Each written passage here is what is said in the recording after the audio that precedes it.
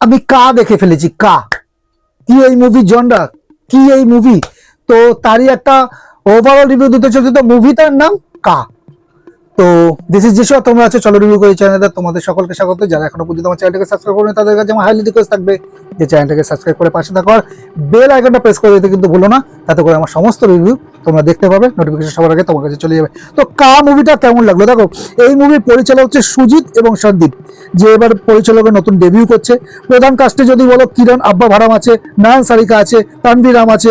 এই মুভির জনরা হচ্ছে পিরিয়ড ফ্যান্টাসি থ্রিলার।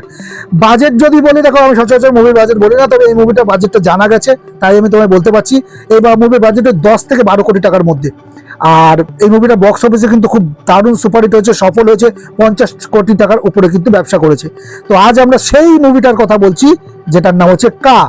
কিরণ আব্বা ভাড়ামের তেলেগু পিরিয়ড থ্রিলার কা নিয়ে এবার কথা আমি শুরু করছি। এই সিনেমাটি নিয়ে রিলিজের আগে অনেক হাইপ ছিল, আর কিরণ তো সরাসরি চ্যালেঞ্জ করেছিল যে এমন গল্প আগে কেউ দেখেনি। তো সত্যি কি সিনেমাটা জাস্টিস করতে পারলো? দেখে নাও যে গল্পটা কি। গল্পটি 1970-র দশকের। নায়ক অভিনয় বাসুদেব, যিনি মানে যেটা কিরণ আব্বা ভাড়াম প্লে করেছে, একজন পোস্টম্যান যে কৃষ্ণগিরি নামের একটা রহস্যময় গ্রামে বদলি হয়ে আসে। এই গ্রামের একটা অদ্ভুত ব্যাপার হলো, এখানে দুপুর 3টের পর সূর্য ডুবে যায় এবং চারপাশ অন্ধকারে ঢেকে যায়। বাসুদেবের একটা অদ্ভুত স্বভাব আছে, সে অন্যদের চিঠি লুকিয়ে লুকিয়ে পড়ে। এই অভ্যাস থেকেই সে জড়িয়ে পড়ে গ্রামের এক ভয়ঙ্কর রহস্যের সাথে, যেখানে একের পর এক তরুণী নিখোঁজ হচ্ছে। কে করছে এসব, আর কা মানেই বা কি, এটাই সিনেমার মূল রহস্য। পজিটিভ দিক যদি বলি তবে এই মুভির ক্লাইম্যাক্স আর টুইস্ট হচ্ছে আমার জন্য এই মুভির সবচেয়ে বড় পজিটিভ। সিনেমার আসল প্রাণী হলো এর শেষের 20 থেকে 30 মিনিট। আপনি যদি ভাবেন যে আপনি সব ধরে ফেলেছেন, তবে ক্লাইম্যাক্স আপনাকে পুরো শক করে দেবে।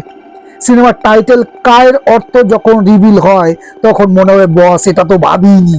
কিরণ আব্বা ভাড়ামের যে কামব্যাক, এটা দারুণ লেগেছে। গত কয়েকটা ফ্লপের পর কিরণ এখানে দুর্দান্ত পারফর্ম করেছেন, বিশেষ করে তার ডার্ক শেড এবং ইমোশনাল সিনগুলো কিন্তু সলিড ছিল।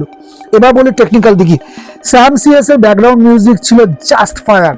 মুভির সাসপেন্স ধরে রাখতে মিউজিক 50% কাজ ওই মিউজিকই করে দিয়েছে এই মুভির। আর সিনেমাটোগ্রাফি বেশ ডিসেন্ট এবং রয়্যাল ফিল দেয়। নেগেটিভ দিক যদি বলে দেখো, এই মুভিটাও স্লো পেসিং আছে। ফার্স্ট হাফে গল্প অনেকটা সময় না সেট আপ করতে, যেটাকে আমি বলবো দরকার ছিল। এখন কি মানে রিলসের যুগে, শর্টসের যুগে না, এই মুভির যে স্লো পেসিং কথাটা বলতে হচ্ছে, কিন্তু অ্যাকচুয়ালি কিন্তু কিছু কিছু মুভির কিন্তু স্লো পেসিং হওয়ার কিন্তু জাস্টিফিকেশন আছে। তো তাও বলে দিতে হয় নেগেটিভ ইস্যুতে স্লো পেসিং, এটা কিন্তু স্লো পেসিং মানে নেগেটিভ ইস্যু নয় কোনো। তো যাই হোক, কিছু রোমান্টিক সিন এবং গান সিনেমার গতিকে কমিয়ে দিয়েছে, এটা ঠিক। আর কনফিউজিং এলিমেন্টস থাকার জন্য মুভিতে আধ্যাত্মিক এবং বৈজ্ঞানিক থিওরির একটা মিশ্রণ আছে, একটা মিক্সড আছে। তো যা সবার জন্য একটু হজম করতে একটু কঠিন হতে পারে, একটু কনফিউজিং হতে পারে যারা মন দিয়ে মুভি দেখবে না তাদের জন্য। এবার ফাইনাল ভার্ডিক্টে যদি আসি, তুমি যদি বিরূপাক্ষ বা কান্তারার মতো সিনেমা পছন্দ করো, তবে কা তোমার জন্য কিন্তু একটা মাস্ট ওয়াচ লিস্টে থাকতে চলেছে। প্রথম দিকে একটু ধৈর্য ধরতে হবে, ধৈর্য হারালে চলবে না, শেষটা তোমাকে নিরাশ করবে না, এটুকু গ্যারেন্টি দিচ্ছি। এটা একটা বোল্ড এক্সপেরিমেন্ট এবং তেলেগু ইন্ডাস্ট্রির জন্য কিন্তু একটা ফ্রেশ কন্টেন্টও বটে। আমি এই কা মুভিটাকে রেটিং দিচ্ছি 3.5 আউট অফ 5।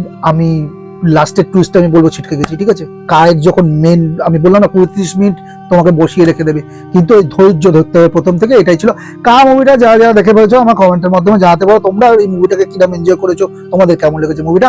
আর যারা দেখোনি, আমি রেকমেন্ড করছি, হাইলি রেকমেন্ড করছি, মুভিটাকে দেখো, মজা পাবে। ধৈর্যটা রাখতে হবে কিন্তু ফার্স্ট, বারবার করে যেটা বললাম। তো এই ছিল আমার কা মুভিটাকে নিয়ে ওভারঅল রিভিউ। তো দেখা হচ্ছে একটা নেক্সট ভিডিওতে, নেক্সট মুভি রিলেটেড বা সিরিজ রিলেটেড কোনো রিভিউ নিয়ে। ততক্ষণ তোমরা ভালো থাকো, সুস্থ থাকো, দেখতে থাকো। চলো রিভিউ করি, আজকের মতো টাটা।